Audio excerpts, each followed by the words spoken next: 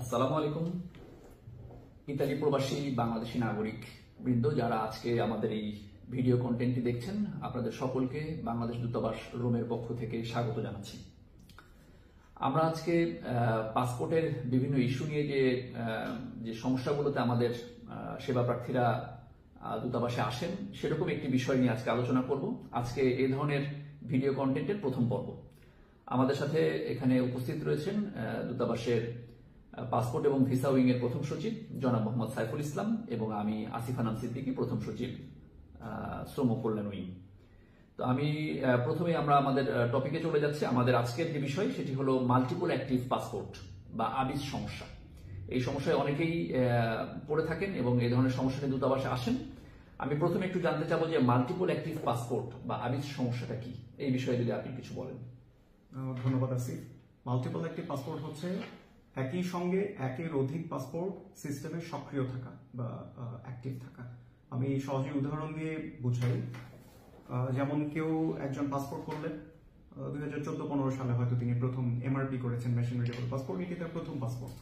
এরপর তিনি আবার এই পাসপোর্টটি নবায়ন করেছেন, রিইস্যু করে আরও একটি এমআরপি পেয়েছেন, এটি তার দ্বিতীয় পাসপোর্ট। তখন কিন্তু প্রথম যে পাসপোর্টটি ওইটি আর সিস্টেমে অ্যাক্টিভ থাকবে না, সেটি রিভোক হয়ে যাবে। দ্বিতীয় পাসপোর্টটি তার সিস্টেমে অ্যাক্টিভ থাকবে। তারপর দেখা গেল তিনি দ্বিতীয়টি নবায়ন করে আবার তৃতীয় আরেকটি এমআরপি পেয়েছেন। একইভাবে প্রথম দুইটি সিস্টেমে রিভোক হয়ে যাবে, তৃতীয়টি সিস্টেমে অ্যাক্টিভ থাকবে। তো ই পাসপোর্ট আবেদন করতে গেলে দেখা যাচ্ছে যে তার ওই আবেদনকারী এই 3 পাসপোর্ট ছাড়াও সিস্টেমে গোপন করা বা তিনি জমা দেননি, কোথাও ব্যবহার করেননি এমন একটি পাসপোর্ট এখনো সিস্টেমে রয়ে গেছে। এমআরপি মেশিন রিডেবল পাসপোর্ট সিস্টেমে রয়ে গেছে, সেটিকে আমরা বলি গোপনীয় বা অঘোষিত পাসপোর্ট। সেটি হয়তো তিনি অনেকেই বলে দালালের প্ররোচনায় করেছেন, ভুল তথ্যে করেছেন, ব্যবহার করেননি বা সেটি রিইস্যুও করেননি। তো যেহেতু এবং অধিকাংশ সময় দেখা যায় যে এই অঘোষিত বা গোপন করা পাসপোর্টটি থাকে ভিন্ন নামে বা ভিন্ন জন্ম তারিখে।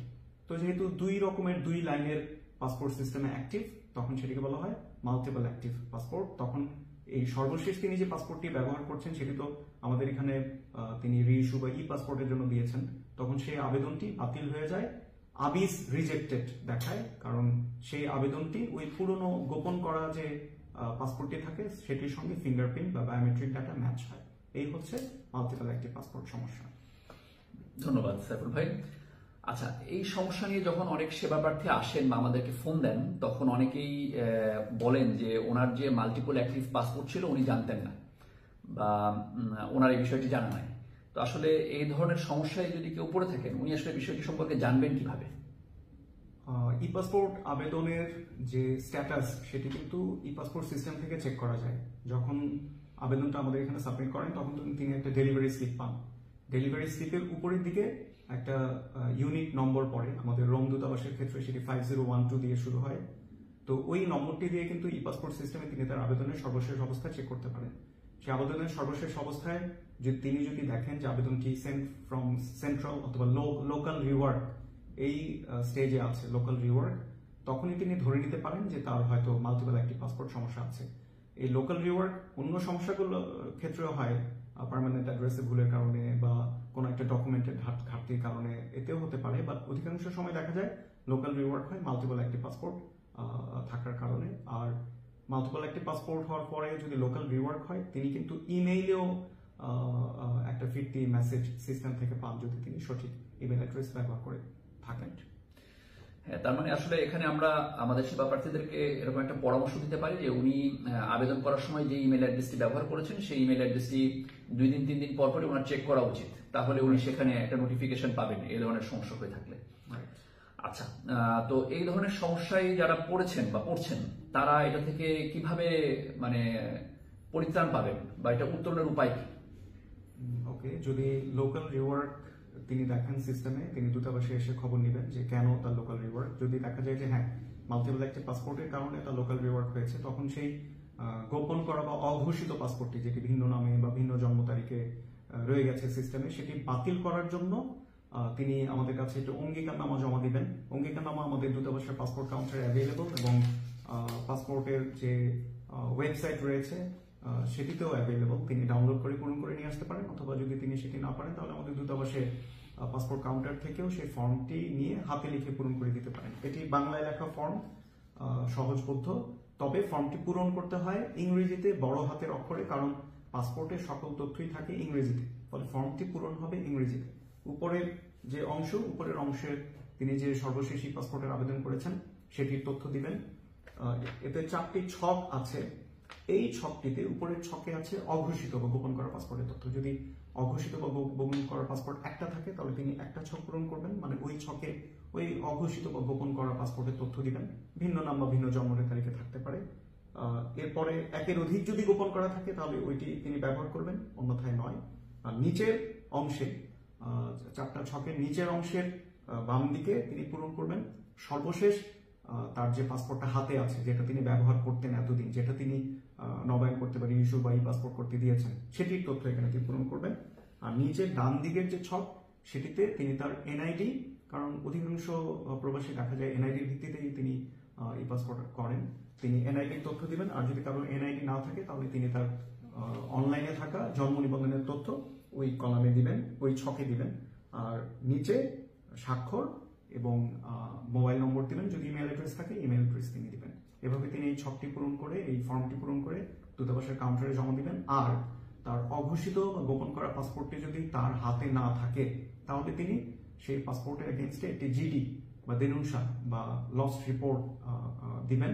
যদি সর্বশেষ সে গোপন করা পাসপোর্টটি তিনি বাংলাদেশে ব্যবহার করে থাকেন তাহলে বাংলাদেশ থেকে তিনি অনলাইনে জিডির কপি দিতে পারেন। আর সর্বশেষ গোপন করা পাসপোর্টটি তিনি যদি ইটালিতে ব্যবহার করে থাকেন তাহলে ইটালিয়ান কোস্তুরা থেকে দেনুনসার কপি দিবেন। এই দুটি ডকুমেন্ট, অর্থাৎ অঙ্গীকারনামা এবং সেই জিডির কপি, তিনি দূতাবাসের পাসপোর্ট কাউন্টারে জমা দিবেন। এরপরে আমরা পরবর্তী ধাপে যাব। ধন্যবাদ। ধন্যবাদ। তাহলে সেবা প্রার্থী, আপনারা বুঝতে পারছেন যে আবিজ সমস্যা থেকে উত্তরণের জন্য আপনাকে যে কাজটি করতে হবে, দূতাবাসে আসতে হবে, অঙ্গীকারনামা পূরণ করে দিবেন একটি, এবং সেই সাথে একটি জিডির কপি দিবেন আপনার অঘোষিত পাসপোর্ট যেটি আপনার হাতে নাই সেটা সম্পর্কে।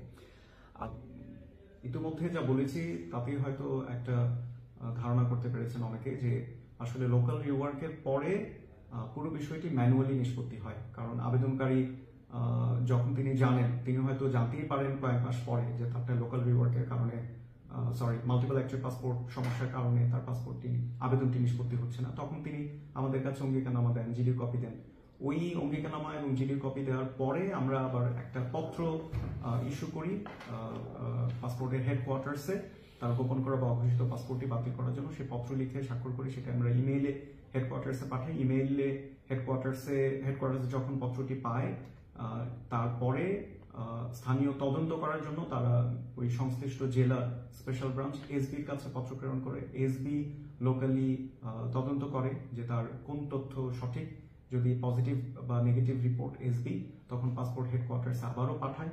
পাসপোর্ট হেডকোয়ার্টার্স ওই এসবি রিপোর্টের উপর ভিত্তি করে, যদি পজিটিভ রিপোর্ট হয় এসবি যে হ্যাঁ বর্তমান আবেদনটাই ঠিক, আগে যে গোপন করা অঘোষিত পাসপোর্ট ছিল সেটি সঠিক নয়, তখন পাসপোর্ট অধিদপ্তর তারা একটা চিঠি ইস্যু করে তার ওই আগের গোপন করা বা অঘোষিত পাসপোর্টটি বাতিল করার জন্য এবং বর্তমান আবেদনটি প্রসেস করার জন্য। ওই পত্রটি আমরা যখন অফিসিয়ালি ইমেইলে পাই, আমরা সেটি প্রিন্ট করে আবারও ই পাসপোর্টের সিস্টেমে আপলোড করে ওই তার আবেদনটি সাবমিট করি।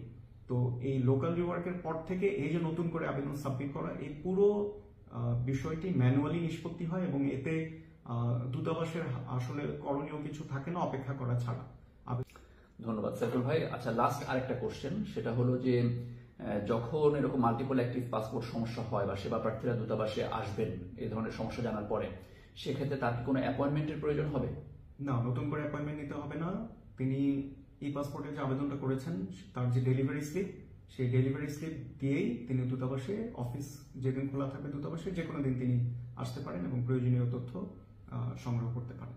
জি, ধন্যবাদ। তো আমার মনে হয় যে মাল্টিপল অ্যাক্টিভ পাসপোর্ট বা আবিজ সমস্যা নিয়ে আমরা মোটামুটি একটা ধারণা পেলাম। আমাদের সেবা প্রার্থী যারা এই সমস্যায় আছেন তারা আশা করি বিষয়টি বুঝবেন